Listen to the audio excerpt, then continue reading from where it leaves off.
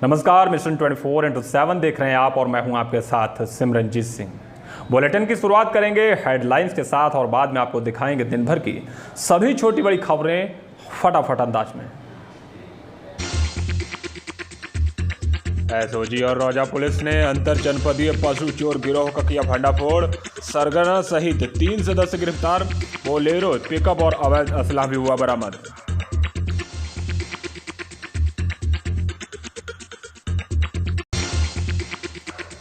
कलान के सुनहरा गांव में पेड़ से लटकता मिला 30 वर्षीय युवक का शव। परिजनों ने हत्या कर शव को लटकाए जाने की आशंका जताई। शाम को खेत पर रखवाली करने गया था युवक।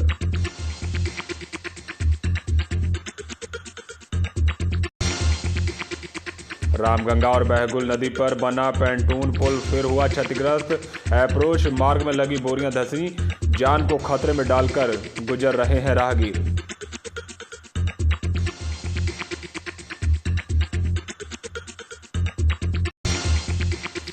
जलालाबाद के हस्तिनापुर गांव में खेत से रखवाली कर घर लौट रहे बालक के साथ दबंगों ने की मारपीट। पुलिस को तहरीर देकर परिजनों ने लगाई कार्रवाई की गुहार।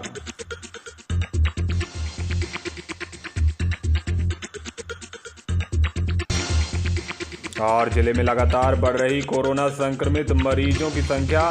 सामुदायिक स्वास्थ्य केंद्र पुआया की रैपिड रिस्पांस टीम के 2 सदस्य भी हुए कोरोना संक्रमित।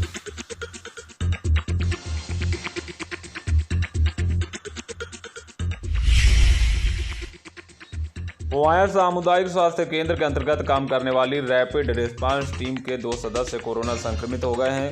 रैपिड रिस्पांस टीम के चिकित्सा अधिकारी डॉक्टर प्रदीप कटियार और टीम के प्रमुख सदस्य ब्रिजेश गुप्ता कोरोना संक्रमित हो गए हैं। डॉक्टर ब्रिजेश गुप्ता ने बताया कि बुखार आने के बाद उन्होंने RT-PCR जांच कराई तो कोरोना संक्रमित पाए गए। CIC के अधीक्षक मोहम्मद आसिफ ने कहा कि हमारी रैपिड रिस्पांस टीम के सदस्य वास्तविक कोरोना योद्धा हैं। साथ ही डॉक्टर मोहम्मद आसिफ ने बताया कि पूरे क्षेत्र में कुल 17 कोरोना संक्रमित मरीज हैं जिन्हें होम आइसोलेट किया गया है। बंडा पुलिस ने ठगी करने वाले गिरोह का भंडाफोड़ करते हुए 2 शातिर ठगों को गिरफ्तार किया है, जिनके पास से ठगी कर अर्जित किए गए 2,05,000 रुपये बरामद हुए हैं। गिरफ्तार किया गया ठग साइद अली बंडा थाना क्षेत्र के खखरा बुजुर्ग गांव का रहने वाला है, तो वहीं उसका साथी लालाराम पिपरिया हरिचंद का रहने वाला है। अभियुक्तों ने बताया कि वह लोग सरकार की ओर से मिलने वाली लोगों को आर्थिक मदद का झांसा देकर उनके खाते से पैसा अपने खाते में ट्रांसफर कर लेते थे, जिसमें उनका एक साथी नरेश चंद्र भी शामिल था। नरेश चंद्र थाना तिलहर के बहादुरगंज का रहने वाला है। फिलहाल पुलिस ने शातिर ठगों को अब जेल भेज दिया है। कलान क्षेत्र के सुनहरा गांव में एक युवक का पेड़ से लटकता हुआ शव मिला है। युवक की पहचान सुनहरा के ही रहने वाले 30 वर्षीय RP के रूप में हुई है। परिजनों ने हत्या कर शव लटकाए जाने की आशंका व्यक्त की है। वहीं सूचना के बाद पहुंची पुलिस ने शव को कब्जे में लेकर पोस्टमार्टम के लिए भेज दिया है।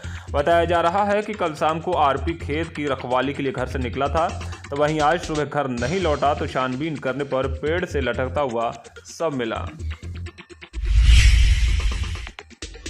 नेहरू युवा केंद्र द्वारा युवा दिवस और सप्ताह कार्यक्रम के अंतर्गत शारीरिक स्वास्थ्य दिवस कार्यक्रम का आयोजन किया गया।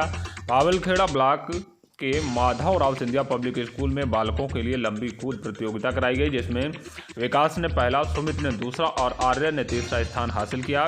तो वहीं बालिकाओं के लिए आयोजित डॉट्स गेम में शिवा ने पहला, मीता सिंह ने दूसरा और आयुषी सक्सेना ने तीसरा स्थान हासिल किया। प्रतियोगिता में विजय रहे छात्र छात्राओं को पुरस्कार देकर सम्मानित किया गया। इस दौरान योग प्रशिक्षक मृदुल कुमार गुप्ता बतौर मुख्य अतिथि शामिल हुए। मृदुल कुमार गुप्ता ने कहा कि खेल हमारे लिए बेहद जरूरी है, जिससे तन और मन दोनों स्वस्थ रहते हैं। शाहजहांपुर पुलिस ने बीते 48 घंटों में धरपकड़ अभियान चलाते हुए 353 अभियुक्तों को गिरफ्तार किया है, जिनके पास से 4,370 लीटर शराब, 83 भट्टी और 14 अवैध शस्त्र बरामद हुए हैं। साथ ही पुलिस ने अभियुक्तों के पास से करीब 45,000 लीटर लहन बरामद किया है, जिसे मौके पर ही नष्ट करा दिया गया। धरपकड़ अभियान SP S आनंद के आदेशों पर जिले के सभी थानों में एक साथ चलाया गया था। जलालाबाद के हस्तिनापुर गांव में खेत से रखवाली कर घर लौट रहे बालक के साथ दबंगों ने मारपीट की है। मारपीट में बालक जख्मी हुआ, तो वहीं बालक के दादा ने कोतवाली जलालाबाद में तहरीर देकर आरोपियों के खिलाफ कार्रवाई की मांग की है। बालक के बाबा धर्मपाल ने कोतवाली में तहरीर देते हुए बताया कि उनका पोता कृष्ण प्रकाश खेत से वापस लौट रहा था। उसी दौरान गांव के ही सर्वेश, राधेश्याम और धर्मवीर ने उसके साथ मारपीट की। फिलहाल पुलिस मामले में जांच के बाद कार्रवाई की बात कह रही है। एसओजी और थाना रौजा पुलिस ने अंतर जनपदीय पशु चोर गिरोह के 3 सदस्यों को गिरफ्तार किया है, जिनके पास से अवैध असला, एक बोलेरो पिकअप गाड़ी बरामद हुई है। पुलिस ने गिरोह के सरगना सईद, बंजारा, आमिर और भूरे को गिरफ्तार किया है। चोरों ने बताया कि वह आसपास के जिलों में जाकर रात में पशुओं की चोरी करके उन्हें सुबह होने तक स्लाटर हाउस में बेच देते थे और उनसे जो पैसा मिलता था आपस में बांट लिया करते थे। चोरों ने बताया कि वह हर रात में गांव के बाहर गाड़ी खड़ी करके पशु चोरी कर लिया करते थे और गाड़ी से लेकर फरार हो जाते थे। फिलहाल पुलिस ने गिरोह के पूरे नेटवर्क का पता लगाना शुरू कर दिया। रामगंगा और बहगुल नदी पर बना कोला पुल धंस जाने के बाद यहां बनाया गया पेंटून पुल भी बार बार क्षतिग्रस्त हो रहा है। यहां पेंटून पुल पर जाने के लिए बनाए गए अप्रोच मार्ग में लगी बोरियां धंस जाने के बाद आवागमन फिर ठप हो गया, जिससे जलालाबाद समेत दर्जनों गांव का संपर्क जिला मुख्यालय से टूट गया है। आपको बता दें कि बीती 6 दिसंबर को पुल पर आवागमन शुरू हुआ था। आवागमन बंद होने के बाद अब लोग जान को खतरे में डालकर नाव या पैदल नदी को पार कर रहे हैं। निगोही पुलिस ने कच्ची शराब के साथ 4 अभियुक्तों को गिरफ्तार किया है, जिनके पास से 70 लीटर कच्ची शराब बरामद हुई है। गिरफ्तार अभियुक्त निगोही थाना क्षेत्र के अलग अलग गांव के रहने वाले हैं।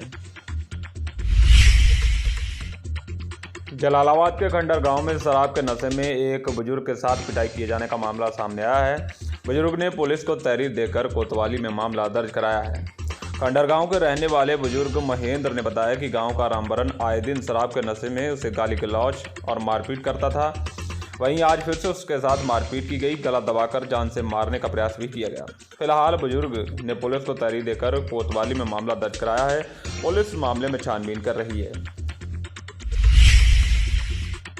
जलालाबाद के सुजावलपुर गांव में बच्चों की लड़ाई में बीच बचाव करने आई महिला के साथ मारपीट किए जाने का मामला सामने आया है। मारपीट में महिला के हाथ में चोट लगी है। बताया जा रहा है कि गांव में खेल रहे बच्चों में आपस में मारपीट हो गई। इसी दौरान बीच बचाव करने पहुंची मीरा नाम की महिला के हाथ पर पड़ोस के ही युवक ने डंडा मार दिया, जिससे उसका हाथ जख्मी हो गया। फिलहाल अब मीरा ने जलालाबाद पुलिस को तहरीर देकर कार्रवाई की गुहार लगाई है। सरदार पटेल हिंदू इंटर कॉलेज में आज प्रबंध कार्यकारिणी समिति की एक बैठक संपन्न हुई। बैठक नवीन भवन में वरिष्ठ अधिवक्ता राजाराम मिश्र की अध्यक्षता में संपन्न हुई।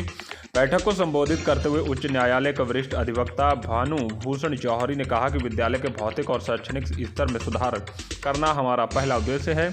उन्होंने कहा कि सरदार पटेल हिंदू इंटर कॉलेज का समाज सुधार में महत्वपूर्ण योगदान रहा है।